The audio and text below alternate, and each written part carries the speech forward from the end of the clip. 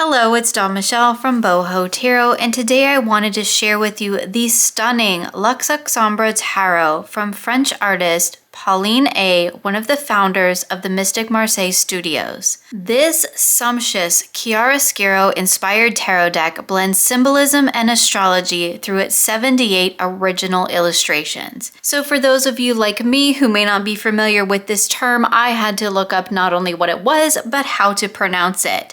Chiaroscuro in art is the use of strong contrast between light and dark, usually bold contrasts affecting the whole composition. And I think that you will definitely see this style represented throughout this absolutely gorgeous deck. So I don't usually do full unboxings on my channel, but I did just want to show how beautifully packaged this deck arrived. We have an extra tarot bag here. It's a little tarot pouch, which is really wonderful. And it came with this gorgeous illustration postcard. Absolutely beautiful. We have the little sticker for Mystic. The wax seal here is just beautiful. And it did come with a little card and another little sticker here. So I just wanted to share that real quick because it was packaged so beautifully when it arrived. And so in this little envelope, we have the certificate of authenticity, which is just gorgeous. This is the first edition from 2020. The attention to detail on this deck, I think, is really apparent not only in the packaging that we have here, but you'll also see it in the artwork and the production quality of this gorgeous deck. So it comes in this beautiful box that I don't even know what this is made of. It feels like the same rose petal material as some of the rose petal decks that we have, and it's just gorgeous. We have this stamping on the box. You can see all the little details. I mean, I'm not usually into the boxes, but this is pretty cool. Look at that. You can get it to catch the lights. Little stars. This little sun. I mean, yeah, so pretty. Okay, it says on the back of the box, light out of shadow. Beautiful. Let me see if I can open this. This is the most interesting box. I'm fascinated by this box material. It doesn't feel like cardboard. That is really cool. Okay, so inside we have the little guidebook, which is, again, that same stunning material. Get it to catch the light here. This deck is also black gilded, and I'm just going to show you these backs because, oh my goodness. Look at that. The constellations. That is absolutely gorgeous. So let's set the guidebook aside. We will come back and take a look at that and jump right into these cards. So today I'm going to do something a little bit different, a little bit special, and I'm going to do a musical flip through of this deck because I really want you to be able to sink into this beautiful imagery, and I don't want to be talking over the top of it. I just want you to soak it in and experience it, because one of the things that this deck really feels like it taps into is kind of that going inward, that being quiet and being still. And I just really want to kind of evoke that energy here with this video and hopefully do justice to this beautiful deck. So let's go ahead and take a look at these cards.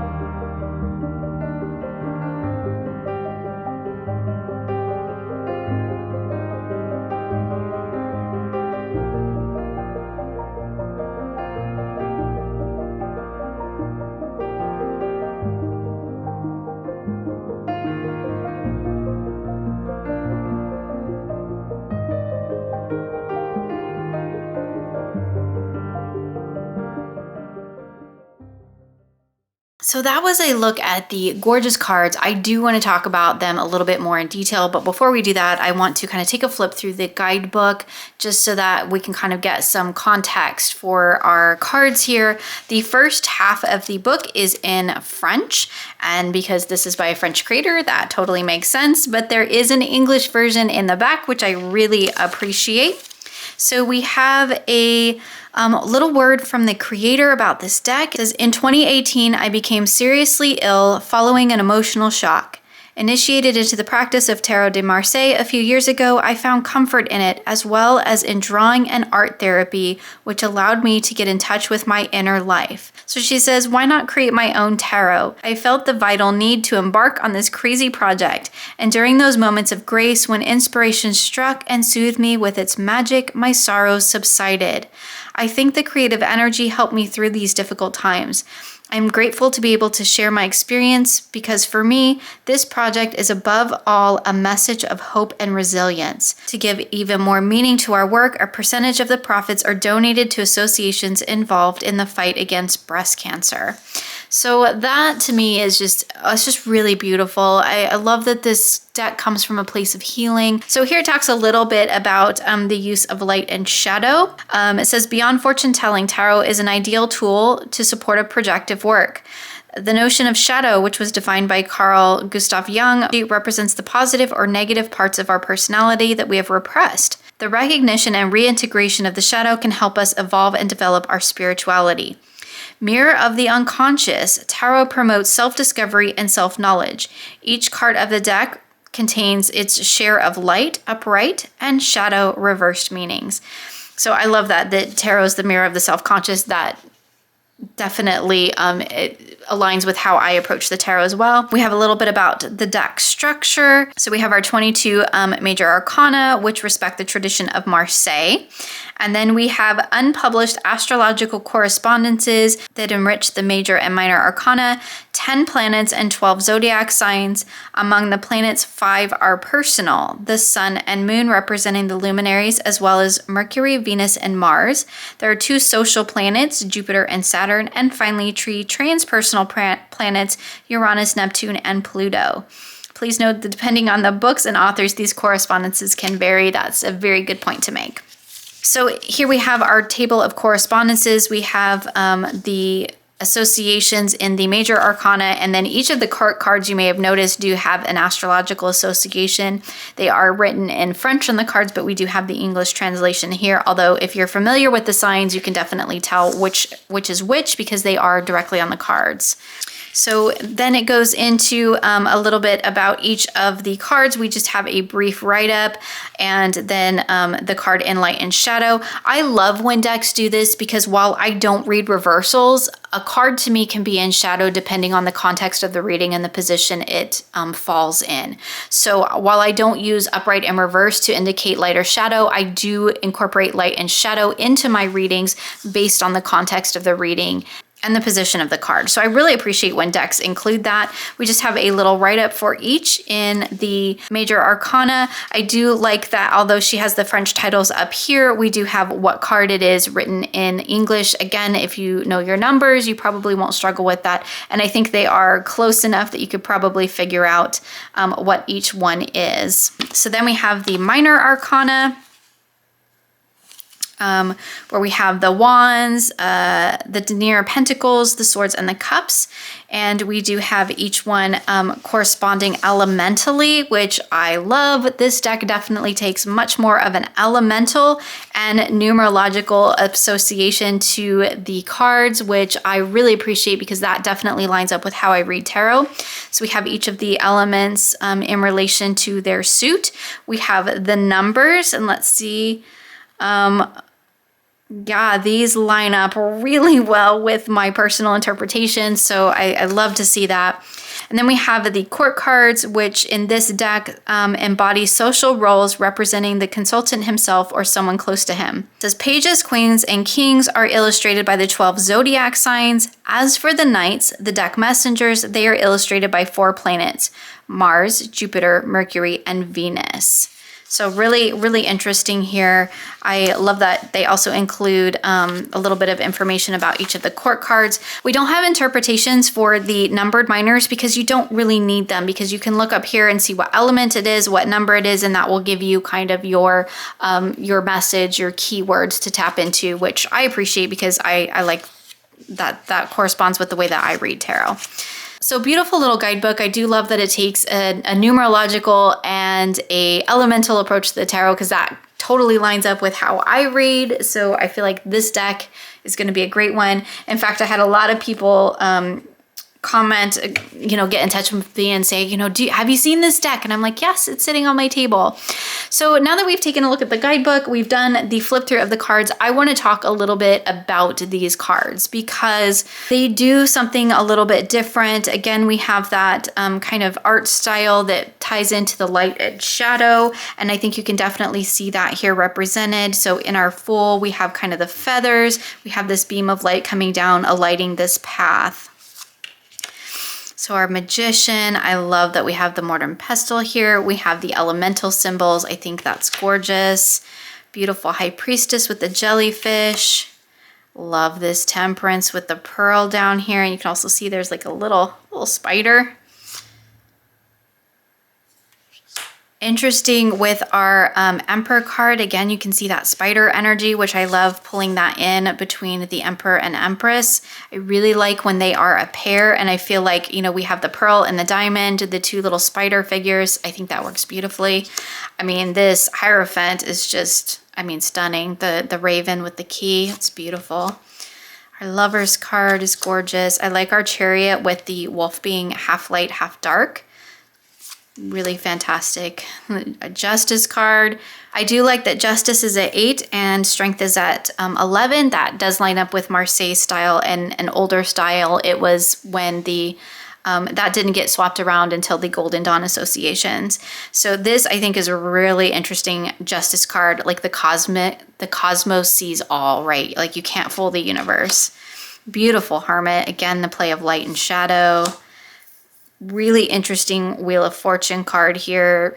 I love the big stag. And we have the person down here in little. Again, all that cosmos, the light and shadow. It's just beautiful.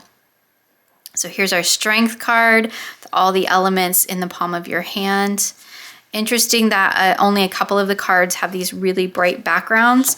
I think that's going to really make them stand out. So gorgeous. Death card. I love that it's not named. That is very traditional with the little kind of death head moth, so to speak here, right? That definitely gives that illusion of that, but it's not actually one.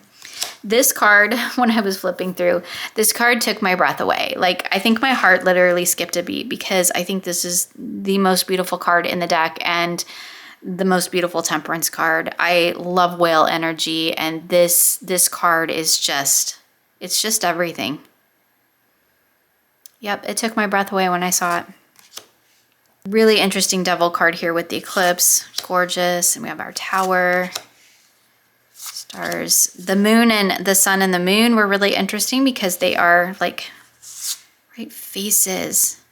But they almost line up. So two sides. Really interesting. And our Judgment. I love the book down here. In our World, definitely that whole idea of connection. So really gorgeous major arcana. It's definitely a much more modern take on the Marseille, but I think it's absolutely beautiful. And that play of light and I just want to frame this. I want this up on my wall. It's so beautiful. I love it. So let's take a look at our minors again real quick, because I think it's really interesting how each of the colors really come through the deck. I love this kind of starry speckled background that we see.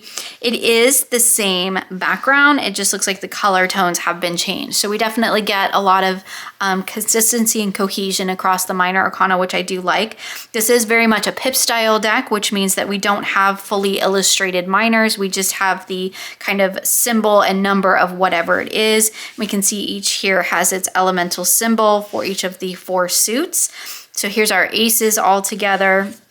And you'll see here as we go through real quick, I'm not going to do a full flip through, but You can see here how we're looking at the pip style. So we just have 2 wands, 2 pentacles, 2 swords, and 2 cups, but we do definitely get a sense of kind of interplay between them. So I think that the way that the cards are illustrated really does tie into that idea of the energy of the cards and the meaning and significance behind them. So with this 2 of cups, we can see 1 cup pouring into the other. So this idea of unity, which is also pulled in through the water splash here.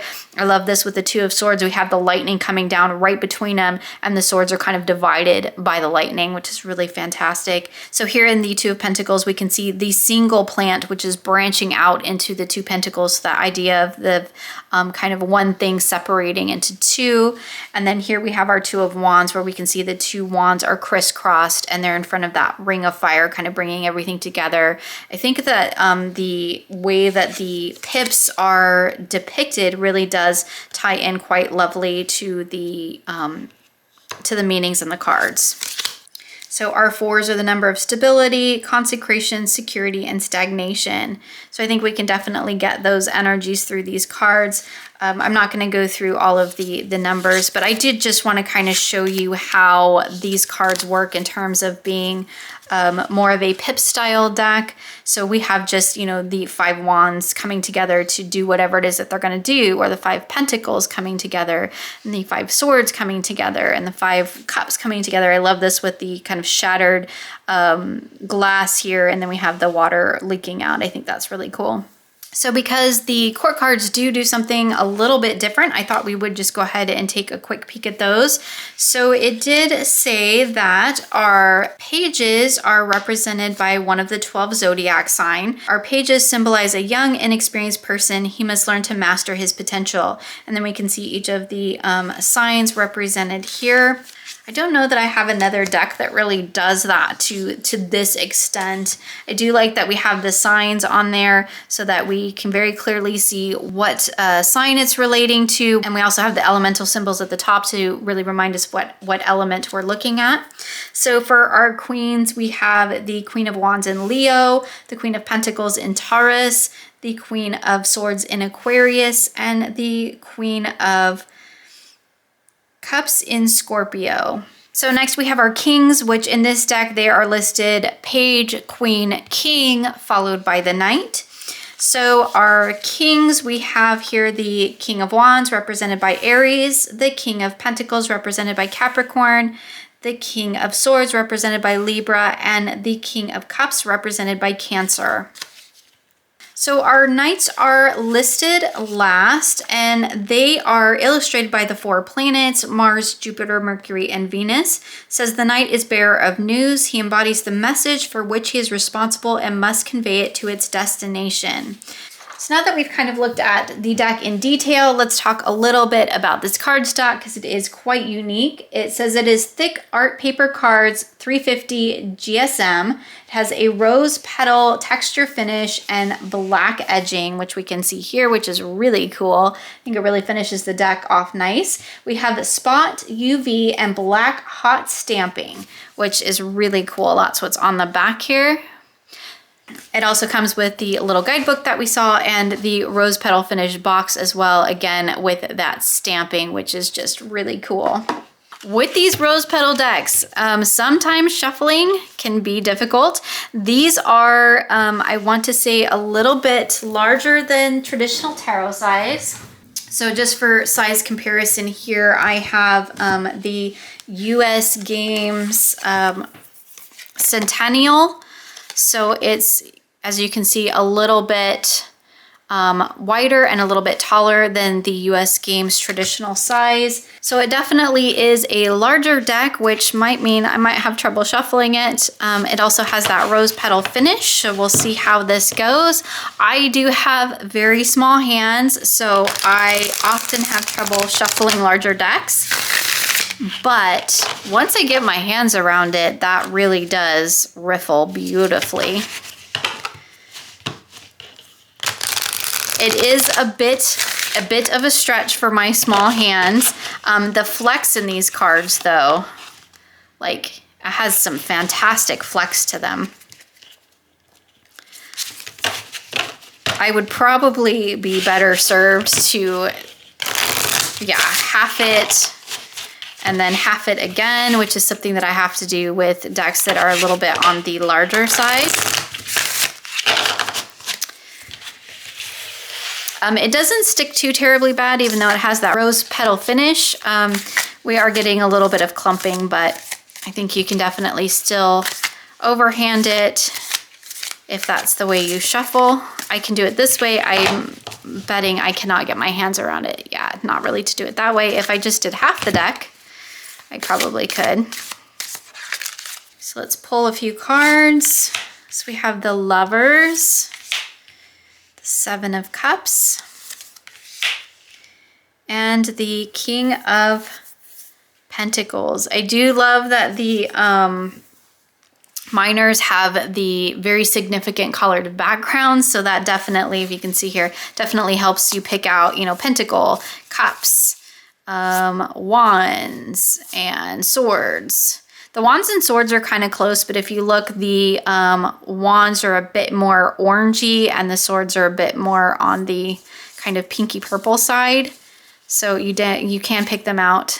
That Moon card just really stands out like a beacon, doesn't she? I don't want this video to get too terribly long, but I definitely want to kind of do some pairings. So let's split this deck, and I want to see how it works with a focal point. The first deck that came to mind as soon as I opened this was the Oracle of Echoes, which I thought would just be a beautiful match for this deck. So our Page of Swords and our Nine of Cups with the card of Breakthrough in between.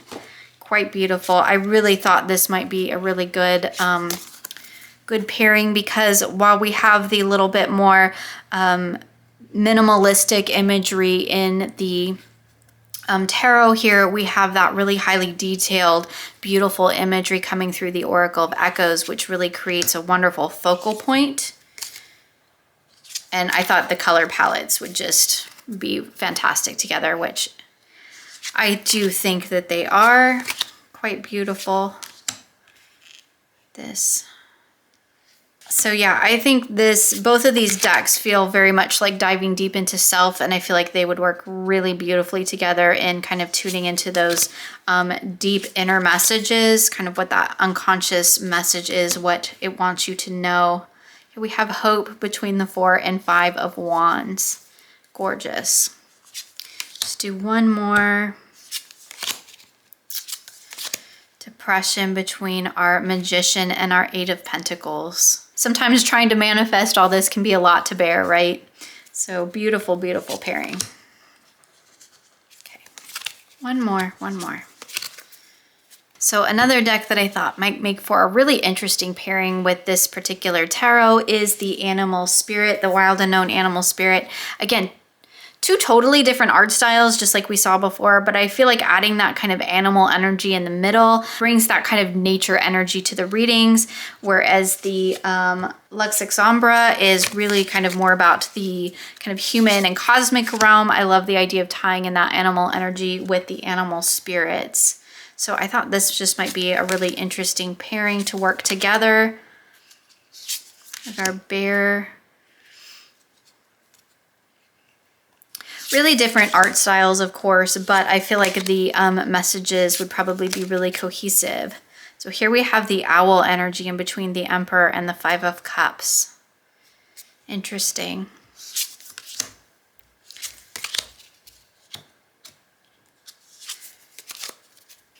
The Lion and the Wolf.